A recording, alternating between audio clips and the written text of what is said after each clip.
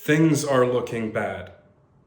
If you can think of anything at all in the wider world, whether it's political or economic or whatever, that is actually going good, that's going better than average, better than you'd expect, tell me about it.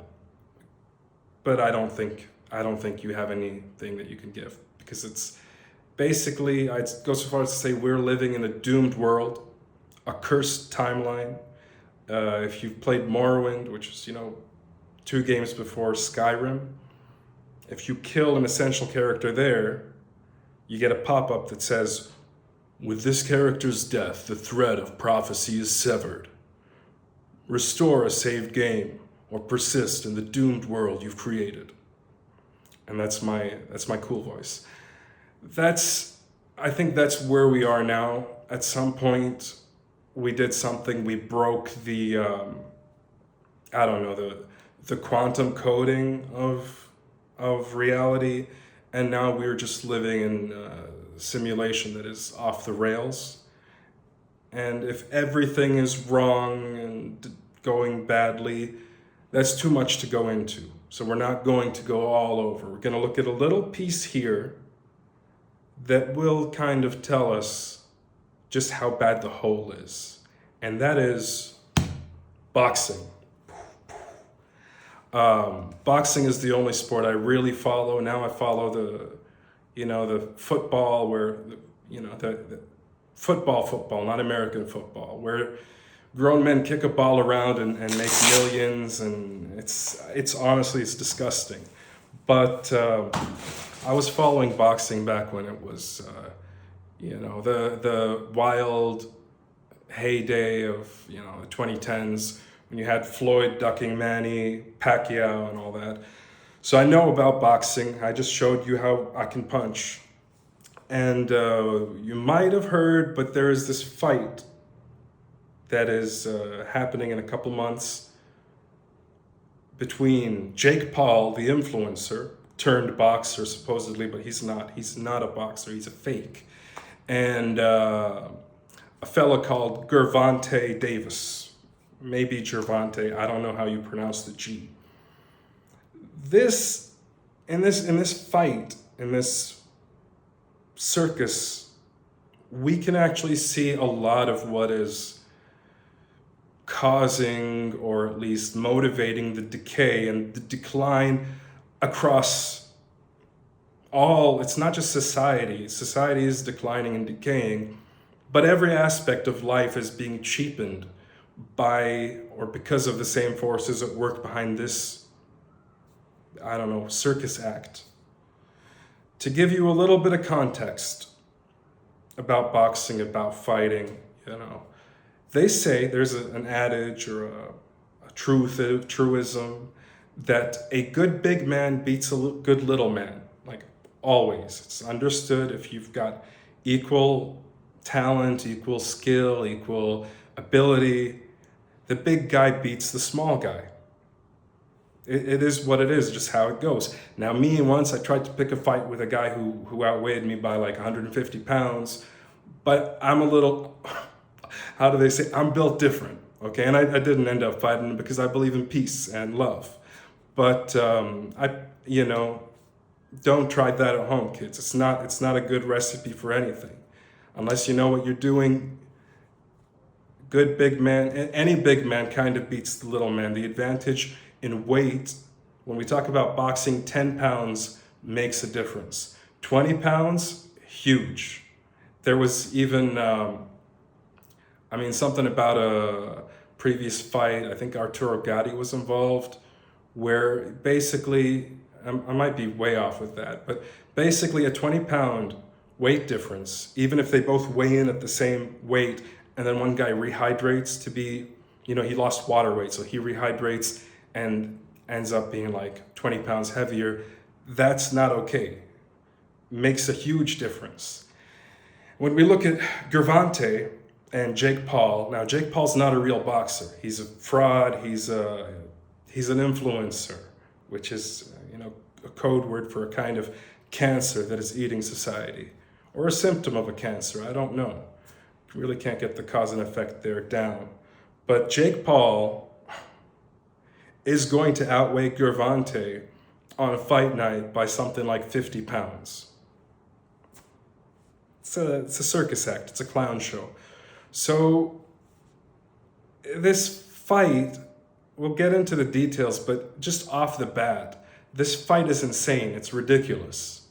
It's a money grab. It's a cash grab on Gervonta's part, and Jake Paul is just this clown trying to make money. So, well, where do we begin? There's just too much stuff to analyze here, but let's begin with the recent history of Jake Paul.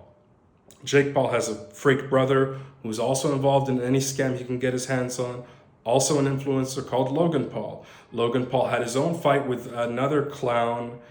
Last year, it was basically a whole lot of Twitter drama because the guy was making fun of Nina Agdal, who was Logan Paul's fiance or soon-to-be wife or something like that. And he was going very dirty with because you can see her tits on if you want, you can find them. So that wasn't very good. It was very, very inappropriate on that guy's part. I can't even remember his name. He was another like fake personality. So you're talking about a combat sport. All right, it should be kind of respected that these people are going into the ring, masters of their sport. They try really hard to go in there and fight kind of to the death. It's not always to the death. Most of the time it's not, but you got to fight like that because this is an actual combat sport. It's not like a game where you kick a ball or you throw a ball or you bounce a ball or you swing at a ball. It's not. This is you getting punched in the face. I don't like MMA. I don't think you should be getting kicked in the face. Boxing is really a gentleman's sport. So the fact that this arena, this squared circle as they call it, became a playground for influencers, for YouTubers, for personalities, is in itself really bad. This happened over the last 10 years or so. It's really, I don't know who could have stopped it, but it should have been stopped from the moment it reared its ugly head. Should never have gotten to this point. But then you've got all these freak, events, spectacles set up. So look at Jake Paul's record. These kids who watched him on Twitch or TikTok or whatever, they think he's a real boxer. I remember talking to my friend's kid who was like 4 or 5, and I don't remember if he was showing me his boxing skills or I was teaching him to box, but he was like, I was like, who's your favorite boxer? And he goes, Jake Paul. So they're influencing these little kids to think that these are fighters. They're not. Okay, so let's look at Jake Paul first. Jake Paul weighs around 200 pounds, give or take. That puts him at cruiserweight, but that's a very big weight. Gervonta Davis, his last fight was, was it 135? At lightweight. Okay, there's a lot of weight classes between lightweight and cruiserweight or heavyweight. And that's, again, it's a circus show for this to be a fight, for this to even be an option. But look at Jake Paul. His last fight was also a circus act. He got Mike Tyson to come in from retirement. Mike Tyson had to cancel on their first fight because he almost died. I don't know if he got a slipped disc or something. But he posted a video or a picture of himself in a wheelchair as like, yeah, this is why I couldn't commit to that date. So then he comes in for the fight when they, postpone it, and the poor guy cannot get started, And it was a sideshow, I guess you might say. So it was very bad, but at the same time, it was a hugely profitable event. And I'm happy for Mike. He's a strange guy. If you look at his mentality, he is a strange man, and I'm happy he made some retirement money. Even though he's already retired, he made some retirement money in retirement. But Jake Paul, a young guy, I don't know if he was 27, 28, 29, fighting a 60-year-old for clout, for money. It's predatory, shall we say. So it's really bad. Jake Paul has never fought. Oh, that actually wasn't his last fight. Let's go back. Sorry. That was his second to last fight, if I'm not mistaken. His last fight was against Julio Cesar Chavez Jr., who is the son of legendary boxer Julio Cesar Chavez. Julio Cesar Chavez has an argument for being the greatest Mexican boxer of all time. At one point, he went like 80 wins, 0 losses, 81 wins, 0 losses. He's fought great fighters. He's beat great fighters. His son, on the other hand, I don't even know where to start. Like, you kind of feel sorry for him because he had to live up to his dad's shadow and he could never surpass it. But at the same time, he became a kind of spoiled weight bully, addict, whatever. So anyway, he does these. He's got the name. He brings that to the table. So you beat him, you make good money. I mean, when Canelo finally fought him, it was a big deal. When Golovkin, I don't think Golovkin fought him, no. But Sergio Martinez versus Julio Cesar, and that was probably the peak of Junior's career when he fought Martinez. Didn't do good, but in the end of those 12 rounds, like in the last round, he messed up Martinez's knees, and Martinez was never the same after that. Mexico versus Argentina, that's a big beef. So let's just go back. So Jake Paul fights Julio Cesar Chavez Jr. in the U.S., makes big money off this fight, even though Junior is he's retired and he was never that good. And as soon as the fight is over, get this, as soon as the money's made, the fight is over, the DEA swoops in and grabs Julius Caesar Jr., for cartel ties. So, I mean, they even let the fight go ahead. They could have picked him up at any point, I think.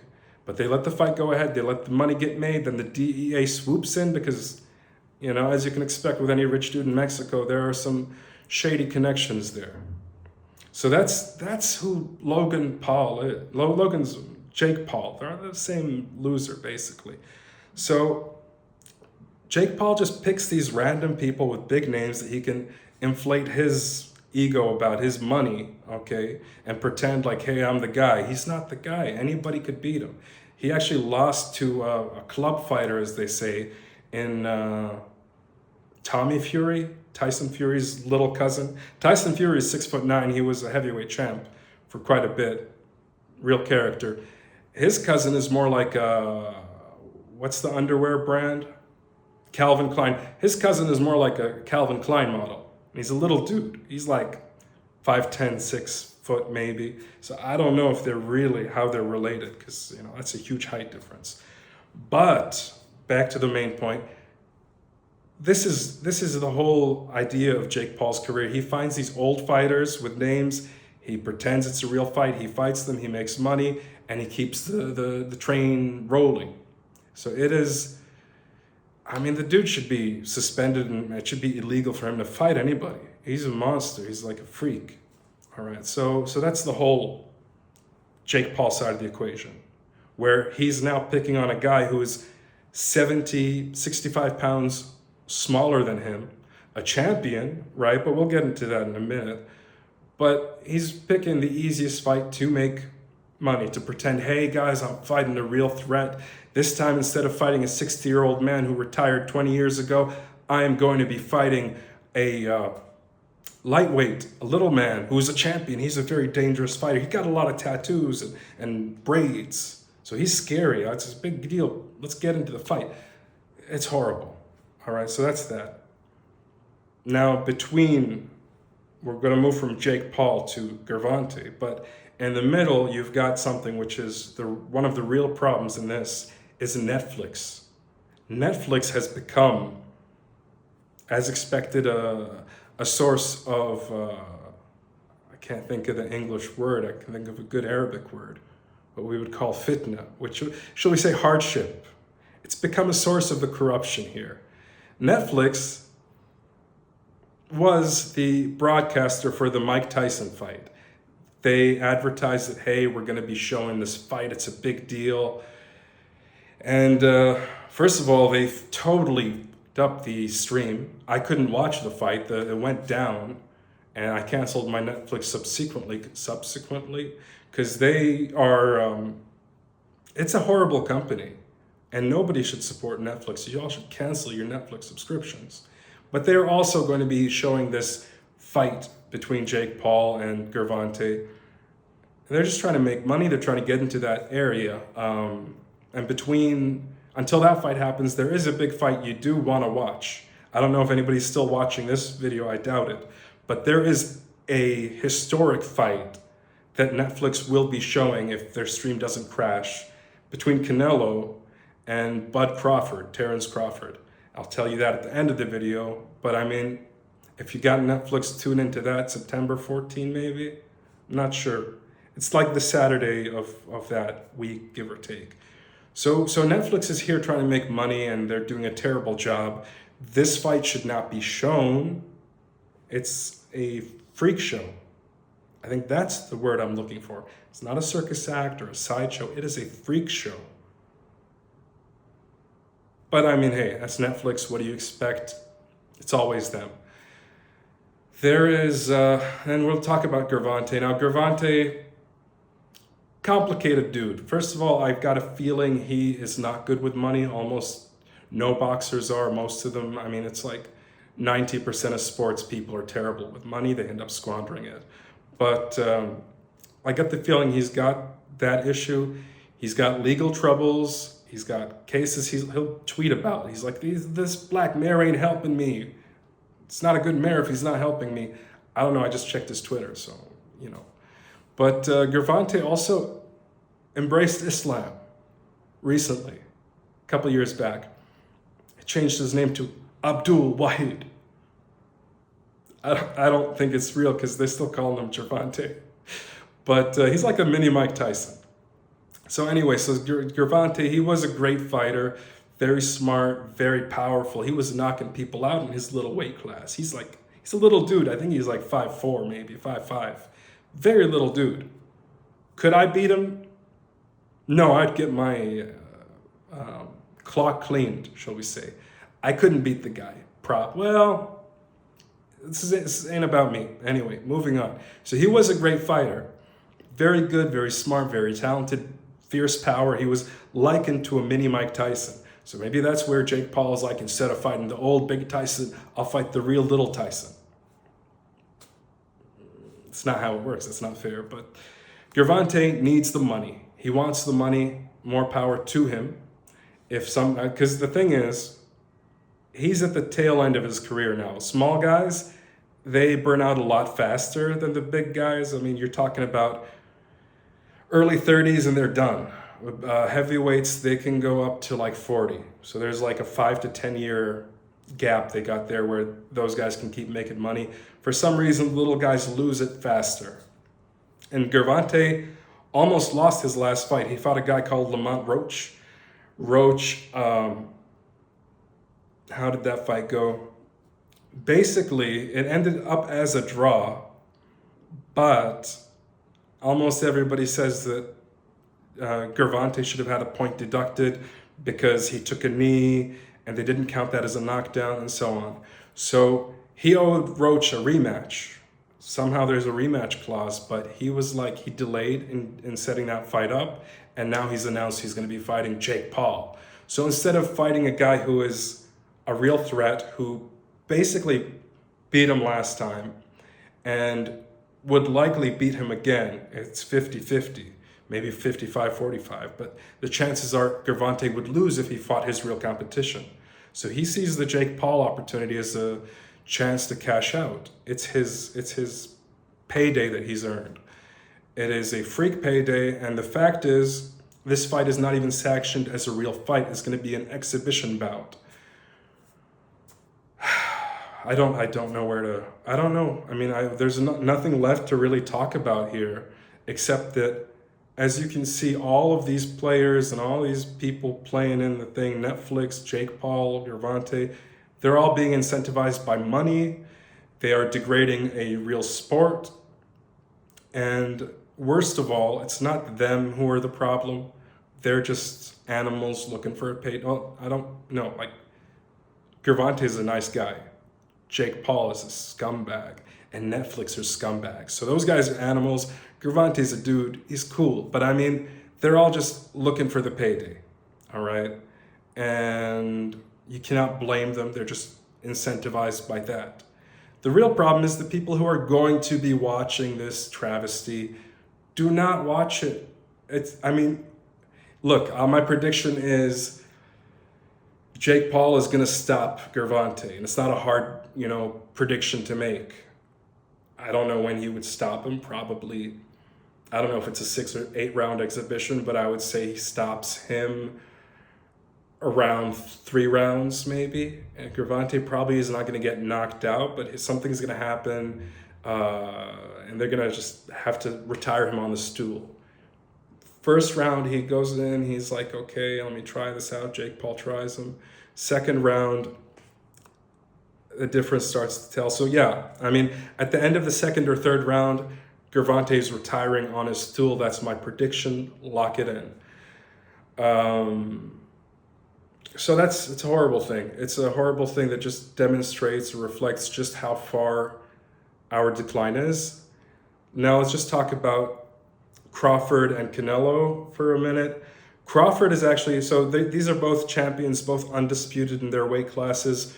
We're talking about probably the 2 most talented boxers that we have.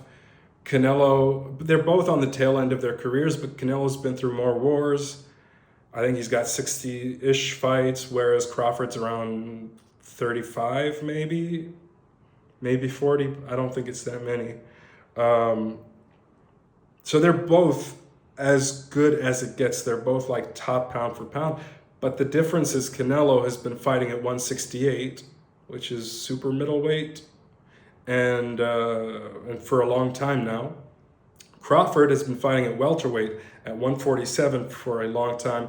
He had one fight where he stepped up to 154, which is super welterweight or junior middleweight. And he just had one fight, and he was not able to stop his opponent. Crawford's a great fighter. He's got some lethal power. He beat Earl Spence, which was, a serious beatdown, but I don't know if that might have to do with Spence being in a car crash before that. Who knows? But the point is that they're both as good as it gets, but Crawford is jumping up 2 weight classes to fight the best guy at that weight. Netflix is also showing this fight in the next few weeks, and it's a little different. Does the good big man beat the good little man? That's that question that will be answered here. Other than size, they're really equally matched. So it's very interesting.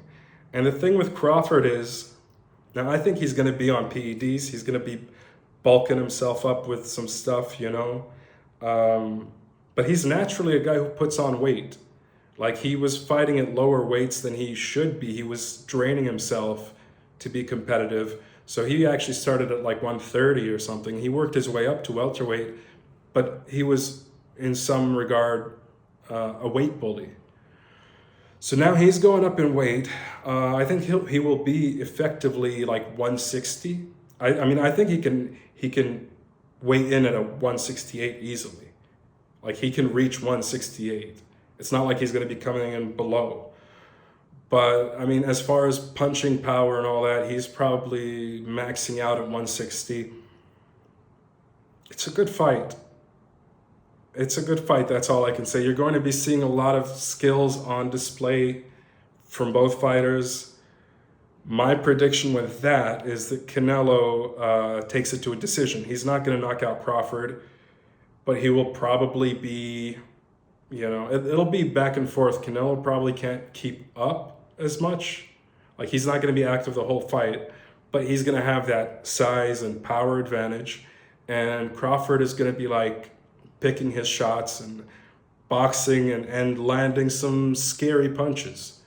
And Canelo's not going to be knocked out. The guy has a chin made of steel, or granite or whatever they have in Mexico, but he's not going to be able to just like treat Crawford like nothing. So that's assuming that the stream doesn't crash. My bet is that it's going to be crashing, and Netflix will. They should be sued for what they did back with the Mike Tyson thing, and they should be sued for what's going to happen with Jake Paul. I think I've captured the whole essence of it. That we are going to be treated to a freak show event, but before the freak show event, we've got an interesting fight. And I don't think I'm going to be talking a whole lot about boxing, but that is it for now. All right, peace.